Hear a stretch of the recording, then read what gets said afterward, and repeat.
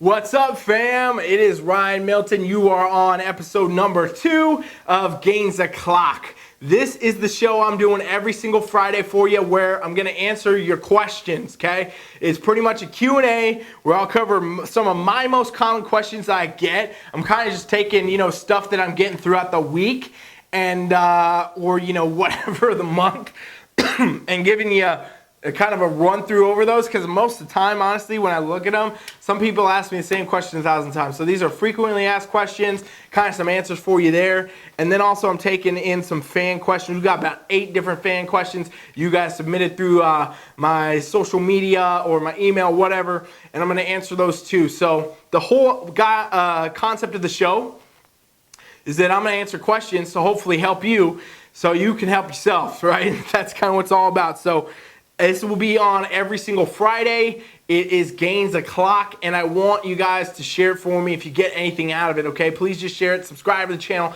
Every single Friday we'll be coming and get me more questions. Shoot me them anytime, and I'll get them on the show for you, all right? I'm happy to feature all you and answer these questions because I know your questions are important, and I know other people need to know those answers too. So without further ado, it is tick-tock, tick-tock. Gainz O fucking clock. Let's roll. We're going to start up today with my common questions I got this week. Well, kind of this month, just pretty much whenever, honestly. I'm going to give you a mixed match. I got about 10 of these. Answer them as quick as I can for you so that you can take the information and utilize it. It's good to take some notes, fam. It's good to take some notes, okay? One question I get all the time, right here, first one. How do I get all my water in, right? So when you set out on a fitness goal, one of the things a lot of people struggle with is their hydration. A lot of people don't get enough water in the day, and your body's made of water. So your muscles are made of water, everything's made of water. And so the less water you get, the harder it is to get results, right? And so people that are used to drinking diet soda 6 times a day and stuff like that without any water, sometimes when they start a fitness program, they have a hard time. But what's crazy is veteran people that have been doing this for a long time sometimes get off their water game and they're not getting their water in like they should be. So how do you get all your water in? Well, there's a trick that I came up with a few years back that has been very beneficial to a lot of people. I'm going to tell you it here. But basically, a lot of people drink out of a bottle, water bottle, or a gallon jug.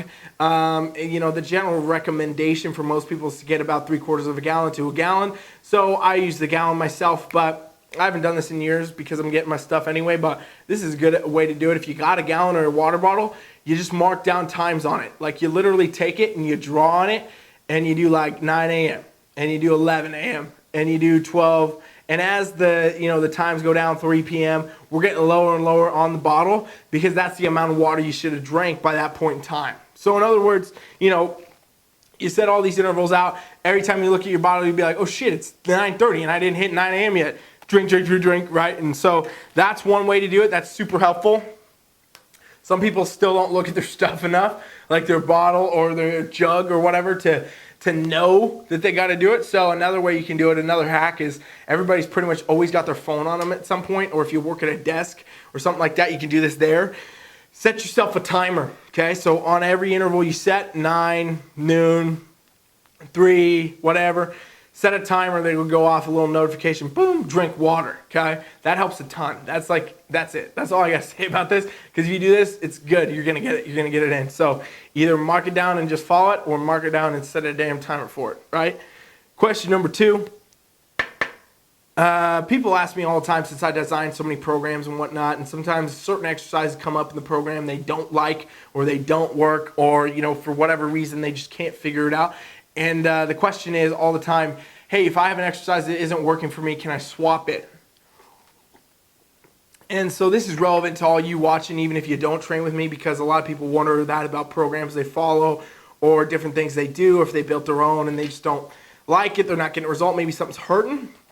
Yeah, you can swap it, okay? You can change it, you can do a different exercise, because really all exercises are just different ways to target different movement patterns, to target different muscular structures, right? So in other words, like let's say I wanted to train my biceps, I could do a barbell curl, I could do a single dumbbell curl, I could do hammer curls, I could do cable curls, I could do cable curls with a bar, I could do single arm cable. There's a million different things to do, but what's in common? They're all training the bicep, right? So In reality, you can do the same thing with any exercise. If one variation of a squat bothers you, try a different one. There's so many different ways you can do it. There's a lot of different tools in the shed. That's the way I like to put it. Like, we can get the same work done with 1,000 different exercises. And so what's important is actually that you do pick ones that are successful for you. So if things are not working and you're not liking it for whatever reason, mix it up, change it. Don't do that. Don't go about that way, right? Change that up and get something that's going to work for you so you can be consistent, progress, and move forward. Next question. Are there any specific foods that are better for me to burn fat over others? This is one thing that comes up all the time because I do flexible dieting as a coach. I tell people they can eat what they want as long as they eat the right amounts. They're good to go. They're going to get results. Pizza, ice cream, Cheetos, fucking all this shit. And people always ask me then, like, hey, you know what? Do you think my results would be faster if I ate only fucking chicken and asparagus? And the answer is no, right? There is no foods that help you burn fat faster than any other ones. What matters when it comes to burning fat is that you're in a caloric deficit, you got your calories in the right spot, and then you're following the right macros, the right proteins, carbs, fats, and fibers. Fibers are key in there, okay? They dictate how everything's absorbed in the body, and a lot of times that people are having a hard time with flexible dieting, they're not paying attention to their fibers. And so if you're not paying attention to your fibers, then you're not doing flexible dieting, okay? You got to make sure you're doing the right stuff. But there are no specific foods. There's not like a fat-burning apple over a regular apple or something like that. There's no specific foods. There's just the right amounts. If you can get the right calories and the right macronutrients, no matter what you eat, you're going to get results. You'll be able to burn fat. So keep that in mind. Number 4. This is a question I get from competitors all the time, right? At different phases of prep, 16 weeks, 12 weeks, 10, 8, 4, whatever. Am I going to be ready? Am I going to be ready? Am I going to be ready? That's the question, literally. Am I going to be ready for my show? In reality, you're never going to feel ready, competitors. As much as that truth might not be something you want to hear, it is the damn truth. Competitors never feel ready. They're always second guessing themselves. They're always kind of, caught up. And that's what comes when you're trying to grow.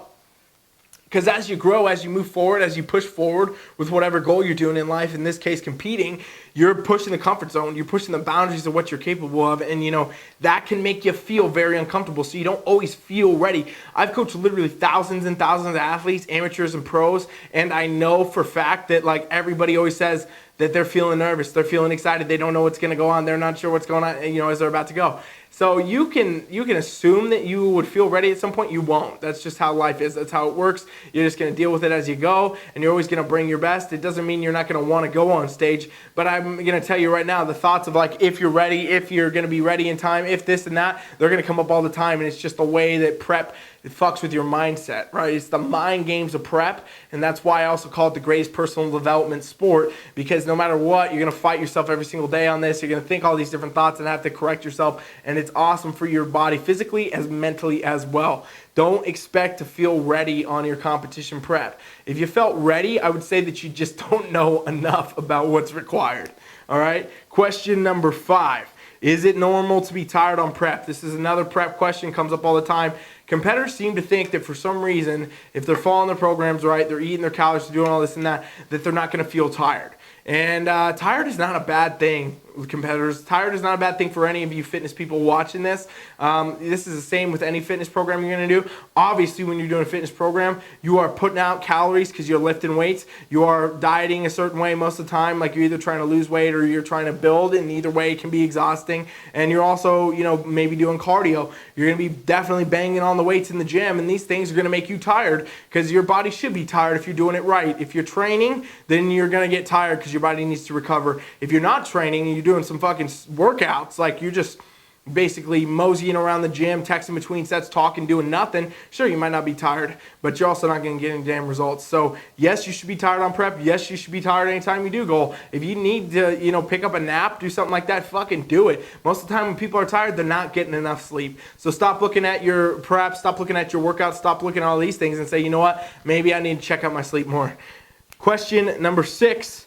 Is it okay to take a few days off after a training phase? This comes up often. People wonder. I encourage people to take a few days off a training phase. To me, a training phase lasts 12 or 16 weeks. And when the phase is over, when, let's say, a competitor did their show, or let's say somebody, they finished one of their phases of their goals, I have them take a few days off. I have them take at least 3 days off, like a Monday, Tuesday, Wednesday, and then potentially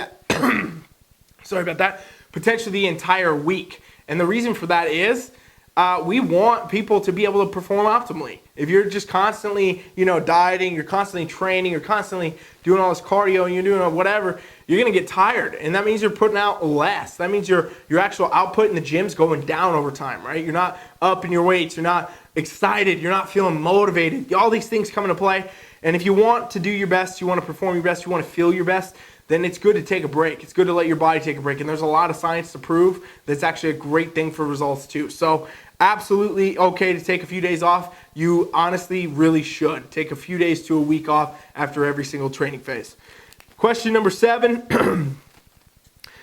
This is about traveling, right? So people say when they're traveling, is it better to find a gym or to work out at a hotel, like in a room or at the hotel gym, even though it might not have all the equipment?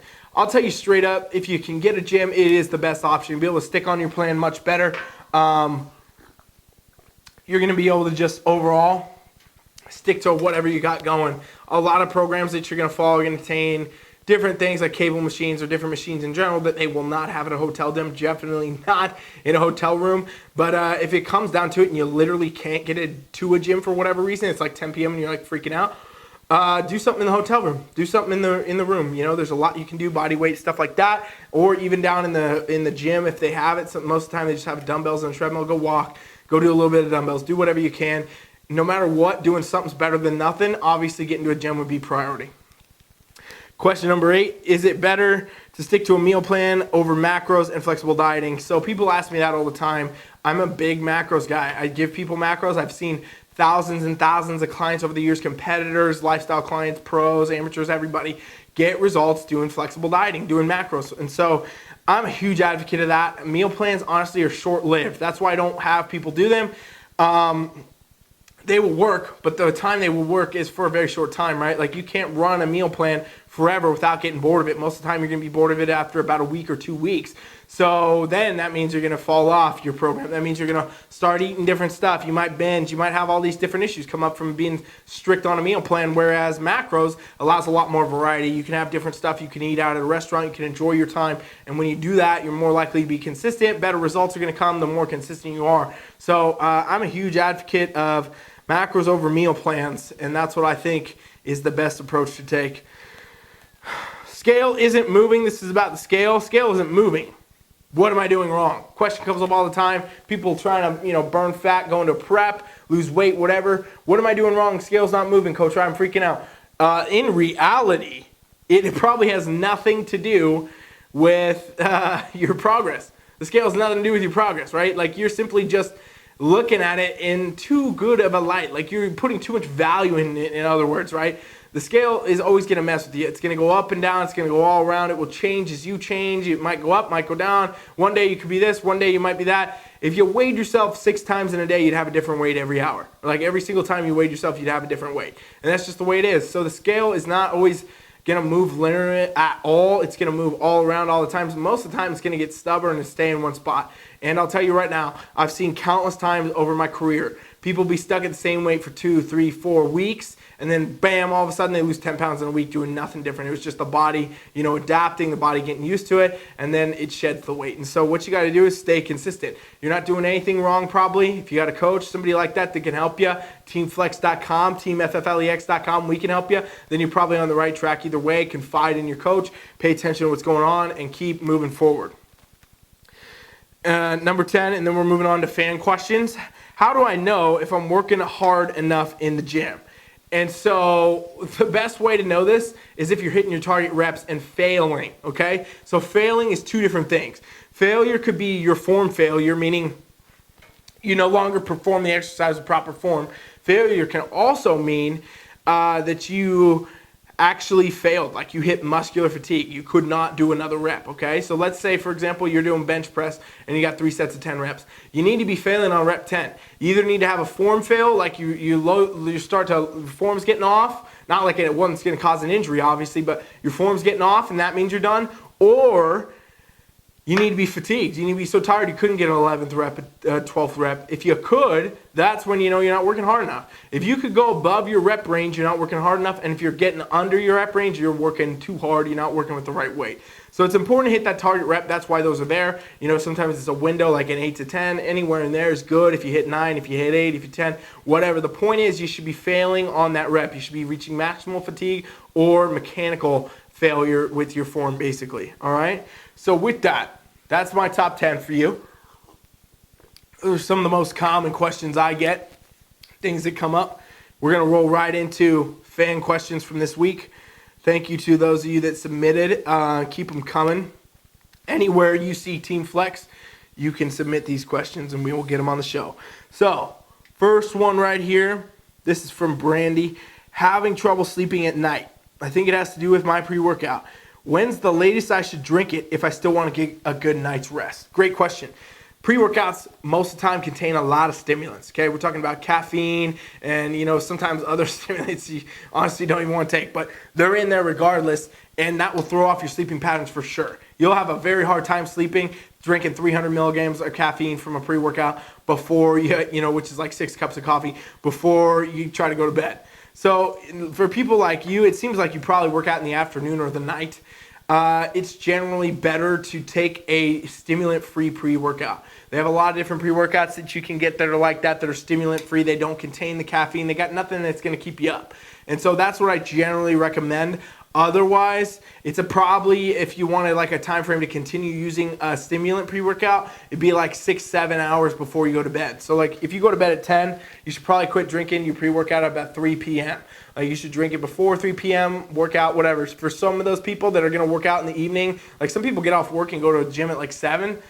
Unless you're going to bed at like 3 a.m., you're going to have shittier sleep. Even if you fall asleep, you're not going to get into a deep sleep, right? You're like, your body's not going to perform as good in the sleeping cycle. You're not going to wake up feeling as rested if you're taking caffeine that late. So make sure, or any other stimulant, make sure that you are fit into that window and try that stim-free pre-workout if you need to. Thanks for that question. All right, number 2. This is from Mike. I only recently started going to the gym and I've seen some decent gains in strength and size. Problem is, I don't know whether I should continue to gain muscle or start cutting fat. Ideally, I want to be lean and built. Okay. So hearing you say this, I'm assuming that you have some body fat you want to cut. That's why it's coming up. Best thing for you to do is build your foundation of muscle, okay? Since you only recently started going to the gym, you're getting beginner gains right now. But you got to build some serious foundation of muscle to add some real shape and, you know, size to your physique. Because basically what will happen if you go immediately now into a cut phase, you're just probably going to cut off all the muscle you built, right? Like that's going to be what your body's going to sacrifice first, and then the end result is you'll be skinny fat. So not the ideal. So continue to build. Do a good build phase. You could do a reverse diet where you raise your macros slowly and, you know, continuing to lift and doing all that good stuff, but raise your macros slowly so don't add a bunch of body fat, but continue to grow, continue to get stronger, continue to move forward, because that's how you're going to be able to lean out and look your best, right? Like nobody looks great skinny fat. Everybody looks great lean with muscle. So remember that, Mike. Number 3, sort of similar. No, maybe not. Hey Ryan, I'm a hard gainer. I'm wondering if Hey Ryan, I am a hard gainer and I am wondering if it's actually true if there is such a thing as a hard gainer. Do some people actually naturally have a harder time building muscle? This question's from Trish. Okay, so hard gainers, they don't exist. I don't care what people say. If you think you're a hard gainer, it's because you don't know how to train. You don't know how to diet. You're not doing the right type of nutrition, and you're not following the right program, okay? Like, go to my website, teamfflex.com, sign up for my free trial, and I'll show you what you're doing wrong. Here's what hard gainers are always doing. Straight up, they are always doing way too many sets, way too many reps, way too many exercises. They're probably doing cardio, and they're not eating enough, and they think that they're a hard gainer because they're still skinny. Well, in reality, you need to train as, you know, like to build muscle in general. You need to train lower reps and lower sets, and you need to train less frequently, take a lot of rest days so you actually can grow. Muscles are not built doing fucking 4, 5, 6 sets of things. They're built in the recovery phase. So like if you go, let's say you go to the gym Monday, Tuesday, take Wednesday off, Thursday, Friday, take Saturday, Sunday off, and a lot of hard gainers hard gainers would be like, no, that's not, I need to train 6-7 days a week if I want to build muscle. Well, the reason you're not building muscle is you're not resting, right? And then also you probably don't have the calories and the macros in the right spot. Your macros and your calories probably don't harbor the ability for you to build muscle. You need to be in a surplus. You need to have your macros and your carbs in the right spot. A lot of hard gainers don't eat enough carbs. They don't eat enough calories. You're never going to grow doing that. So I'll tell you right now, hard gainers don't exist. Trish, you should check out my website, teamfflex.com, and sign up for the free trial. I'll show you exactly how to get results and exactly what you should be doing. Any of you other hard gainers out there, go do that. It's free, all right? Question number 4 right here. This is from Sarah. I want to get abs. Our crunch is the best way to get abs. Abs are made in the kitchen, right? That's that generic old quote, whatever. That's true though. You gotta be lean enough to get abs. Everybody actually has abs. You don't need to do special exercises to get abs. You have them by nature. It's how your anatomy is actually built. You need to have a low body fat percentage to reveal them. So doing all types of exercises for abs, whatever, great. A lot of people are just gonna thicken out their waist. The best thing to get abs is to get lean enough to show them, and that's really what you need to do. You can do that with a caloric deficit on any level, calories low enough, get the right macros, maybe a little cardio here and there, and you're gonna probably get those abs that way. And so that's the best way to do it actually. If you want abs, get a better diet, get a better plan. You're probably not following a specific plan, right? Next, number 5. About 2 weeks ago, this is from John. About 2 weeks ago, I started having really bad shoulder pain doing lateral raises. What should I do to continue working out without causing an injury? Okay, John, great question.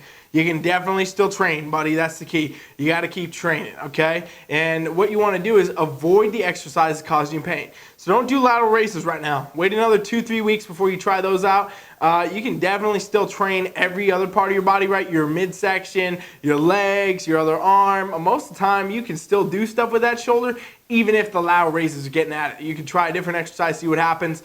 The key here is don't do anything that causes pain. So if any of these exercises are hurting, skip them. Try them again in a couple weeks. In the meantime, find ones that don't and continue to do those. The key is keep it moving, keep doing what you can do. You can definitely still train. I've trained with a lot of injuries before, and I've trained a lot of clients that have worked through a lot of different stuff, you know, because some of them are not like just nagging pain. Some people actually like stub their damn toe, break a bone or something. They got to work around it. You can work around it for sure. You just got to do stuff that doesn't cause pain. If it causes pain, it's a no-go. Come back and revisit it in a couple weeks. Question number 6. This is from Elise. I work out every day and eat good, but I have the most stubborn low belly fat. Is there any specific exercises I could do to target it? So basically, Elise right here, she's got some stubborn lower belly fat, and she wants to know what she can do to target it. Well, what you can do is focus better on your training and your nutrition. There is no spot reduction exercises. You can't do anything specific for the lower belly. You can't do anything for it. In fact, if you do stuff, if you try to do a bunch of weird lower ab movement, you're probably just going to project that thing out because you're going to be able to build muscle underneath it. Your body does not work in any way where we can spot reduce.